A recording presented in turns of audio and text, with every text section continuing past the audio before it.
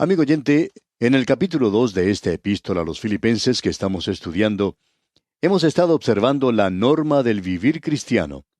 Esa norma, como hemos visto, no es una imitación, sino más bien el impartimiento del sentir de Cristo. Dijo Pablo, haya pues en vosotros este sentir que hubo también en Cristo Jesús. Es decir, que debemos permitir que el Espíritu Santo produzca en nosotros el fruto del Espíritu. Ese fruto es amor, gozo, paz. También es benignidad y humildad. Eso es algo que ha caracterizado a nuestro Señor Jesucristo, la humildad.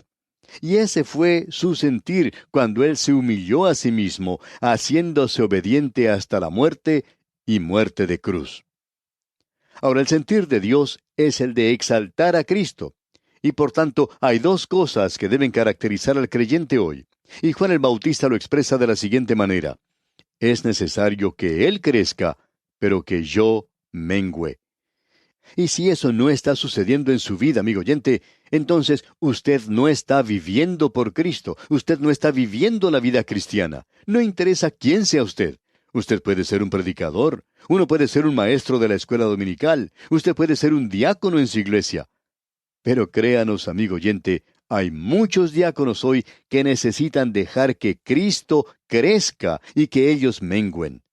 Lo cierto es que será mucho mejor para aquellos que nos rodean hoy si estas personas ven menos de nosotros y mucho más de Cristo. Vimos en nuestro programa anterior que Pablo tenía ese sentir de Cristo. Él quería que su vida fuese una ofrenda de libación, es decir, derramada sobre el sacrificio de Cristo. Pablo deseaba una cosa, que Cristo fuese exaltado y que Él fuera como esa ofrenda de libación derramada sobre un sacrificio incandescente que se convertía en vapor. Pablo dijo, yo quiero que mi vida sea así, que se evapore, que se consuma, dada por Cristo. Luego vimos también a Timoteo, un hombre joven, caminando por el imperio romano y quien también tenía el mismo sentir con Pablo. Así que él tenía también el sentir de Cristo. Y llegamos hoy a observar a Epafrodito. Él era un pastor en la iglesia de Filipos. Él fue quien le llevó el mensaje a Pablo y quien va a regresar ahora. Pablo tiene algo bueno que decir en cuanto a él. Pablo siempre estaba diciendo alguna cosa buena. Le gustaba decir alguna frase de afecto o de cortesía dirigida al pastor de la iglesia local, es decir, si eso se podía decir. Pablo no era un hipócrita en este asunto, y él no iba de un lugar a otro dando palmaditas en la espalda ni nada de eso. Pero cuando un hombre estaba firme por Dios, Pablo se ponía junto a él, por supuesto. Vemos aquí, pues, que él se identifica con Epafrodito. Él lo llama mi hermano y colaborador y compañero de milicia. Y notemos ahora lo que Pablo dice en los versículos 25 y 26 de este capítulo 2 de la epístola a los Filipenses.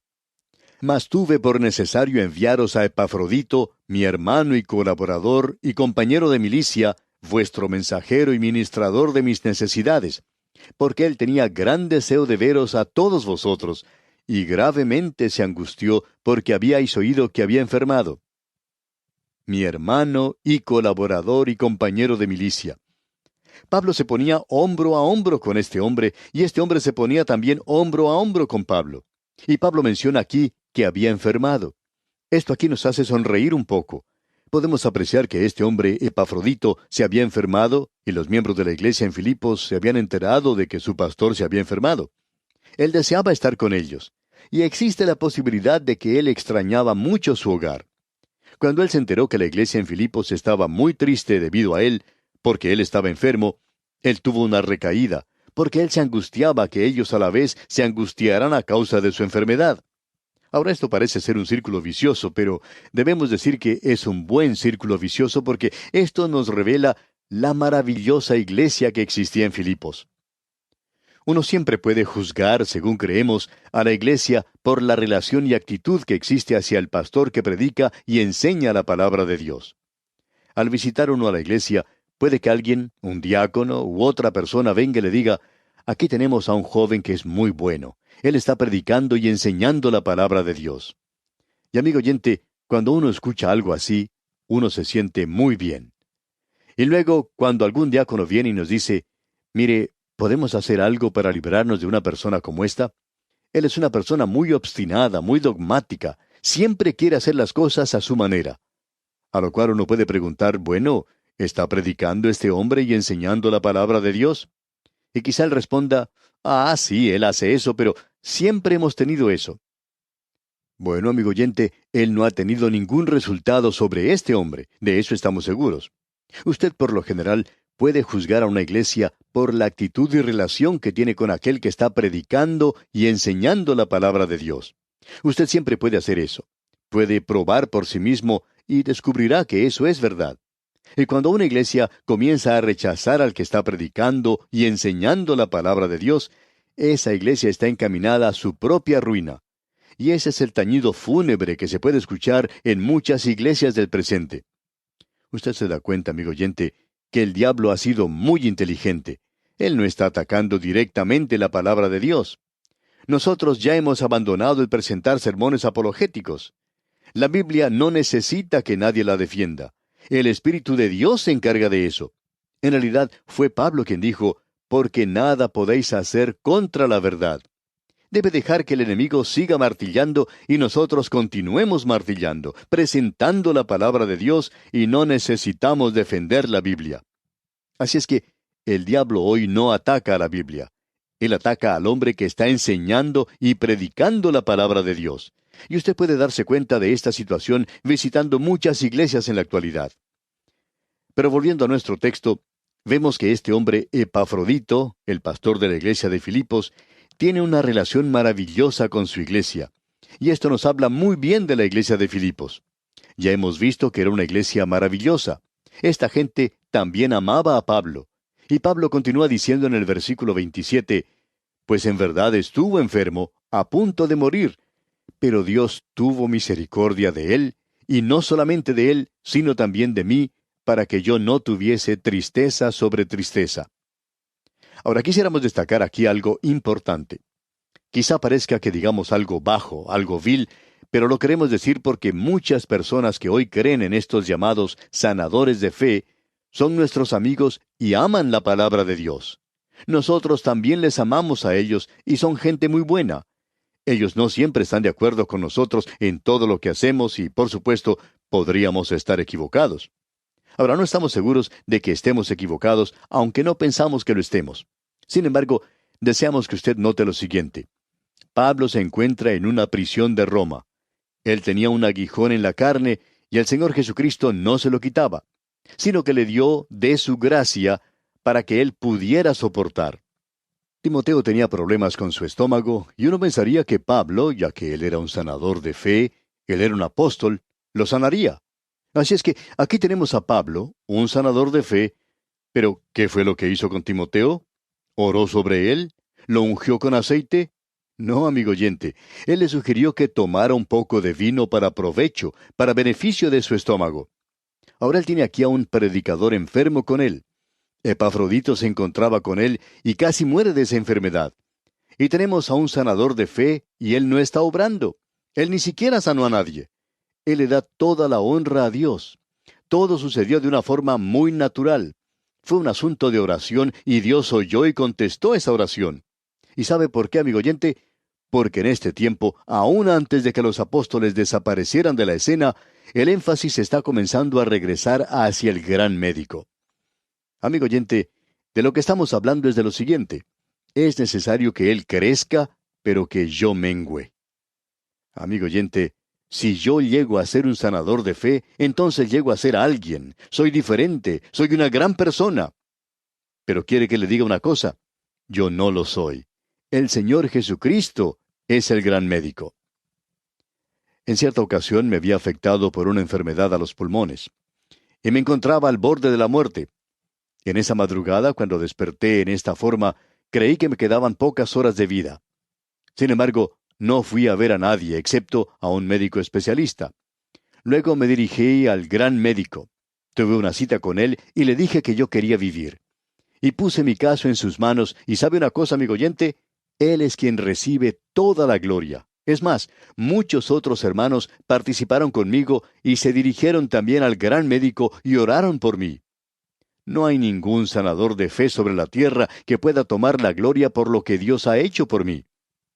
Por tanto, permítame decirle, amigo oyente, aún el apóstol Pablo, cuando se encontraba al fin de su ministerio terrenal, no le da énfasis de ninguna manera a esto.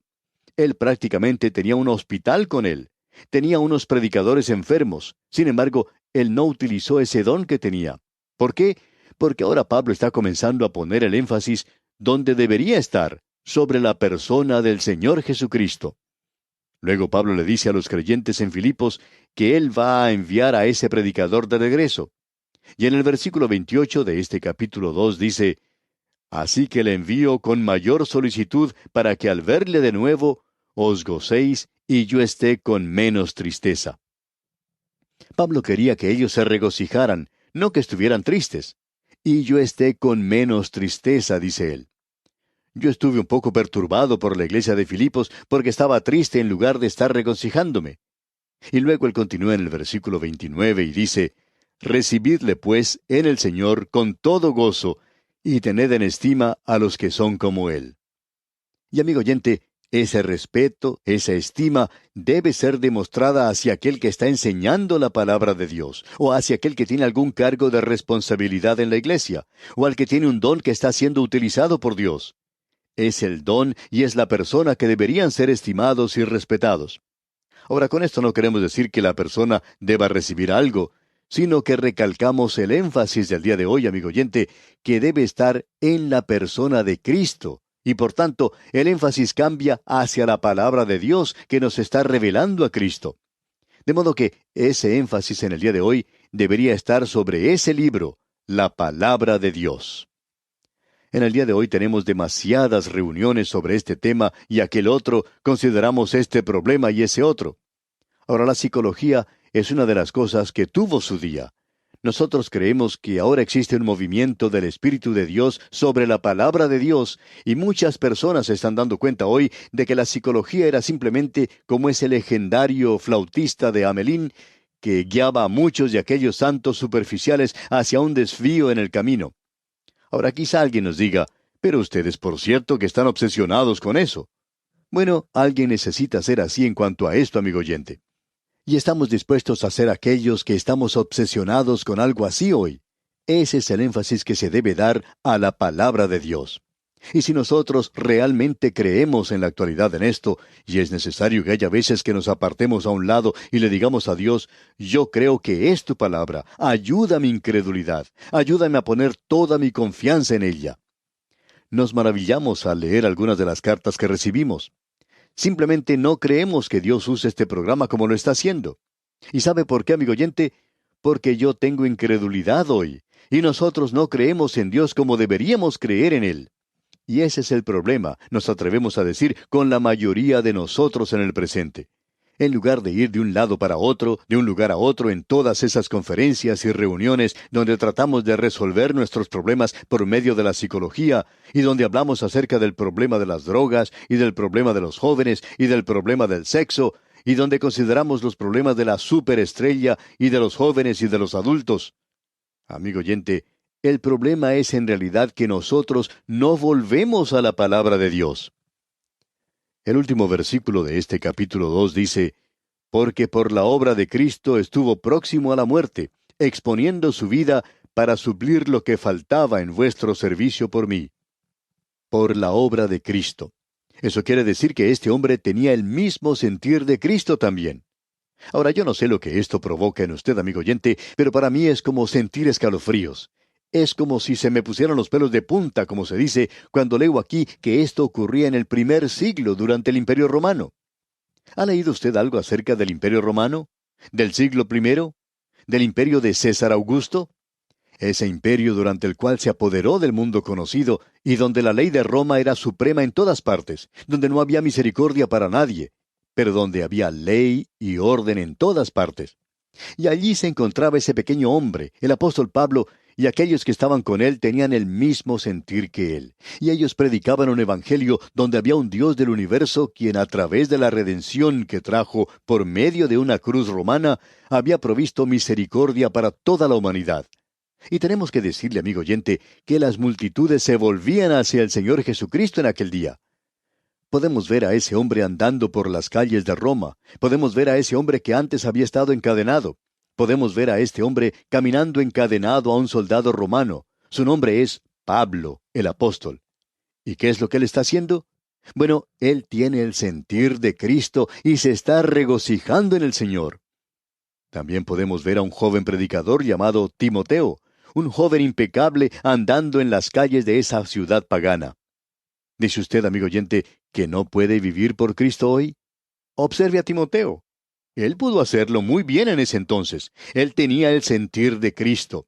Y luego observe usted a Epafrodito, un pastor fiel en aquel lejano lugar de Filipos. Era una colonia romana, pero también esto era pagano, una ciudad perdida. Sin embargo, Epafrodito tenía el sentir de Cristo. Y al observarnos a nosotros mismos, amigo oyente, tenemos que decirnos, salgamos hoy y tengamos el sentir de Cristo y no presentemos ninguna clase de excusas en estos días en los cuales nos toca vivir. Bien, llegamos ahora al capítulo 3 de esta epístola a los Filipenses, y aquí tenemos el galardón para el vivir cristiano. Ya hemos tenido la filosofía del vivir cristiano, porque para mí el vivir es Cristo y el morir es ganancia.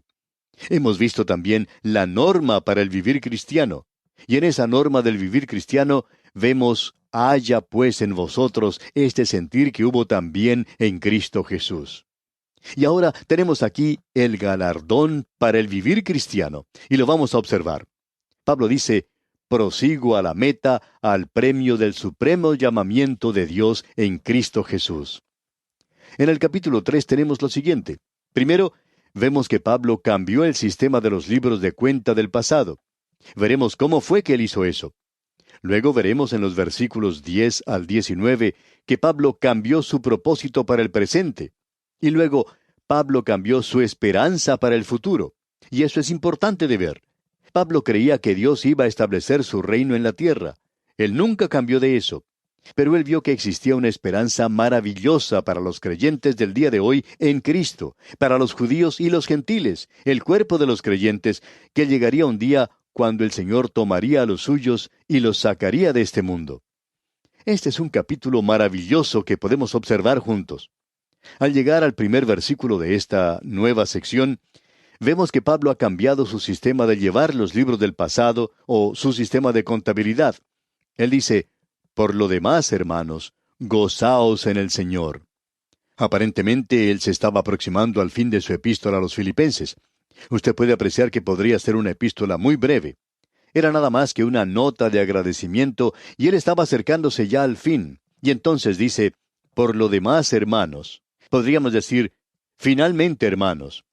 Pero el Espíritu de Dios va a provocar que él continúe porque solamente ha escrito la mitad de la epístola. Él se encuentra simplemente a medio camino. Cuando a usted le toca escuchar a un predicador que dice, y ahora, en último lugar, o dice, finalmente, mis hermanos, y en realidad se encuentra solo en la mitad de su sermón, pues no trate de hallar falta en esto, amigo oyente. Él está siendo escritural, porque Pablo lo está haciendo aquí mismo. Dice Pablo, por lo demás, o sea, finalmente, hermanos, gozaos en el Señor. Usted puede darse cuenta que esta va a ser la última palabra del apóstol Pablo. Esa es la última palabra a los filipenses, gozaos en el Señor. Creemos que si el apóstol Pablo se encontrara ante este micrófono, creemos que a él le gustaría decir esta palabra a usted, amigo oyente, donde quiera que se encuentre. Finalmente, hermanos, gozaos en el Señor. Ese es su mensaje, es un mandamiento, digamos de paso. Eso lo podremos apreciar cuando veamos lo que nos dice el próximo capítulo, cuando observemos el poder del vivir cristiano. Pero completemos este versículo 1 de este capítulo 3. Dice, por lo demás, hermanos, gozaos en el Señor. A mí no me es molesto el escribiros las mismas cosas, y para vosotros es seguro. Es decir, que Pablo dice aquí que no ha sido para él algo pesado el escribir esta carta. Él no tenía una carga en su corazón como cuando tuvo que escribir esa carta a los Gálatas y cuando escribió allá a los Corintios, porque existía allí problemas en esas iglesias. Pablo dice aquí, esto ha sido un verdadero gozo para mí y puedo escribir con confianza estas palabras a ustedes. Ahora Pablo ha pensado en algo más. No tenemos tiempo hoy para considerarlo, pero Dios mediante, en nuestro próximo programa, veremos estas otras cosas que el Espíritu de Dios dice que son de suma importancia. Y oramos que el Señor derrame en usted sus más abundantes bendiciones.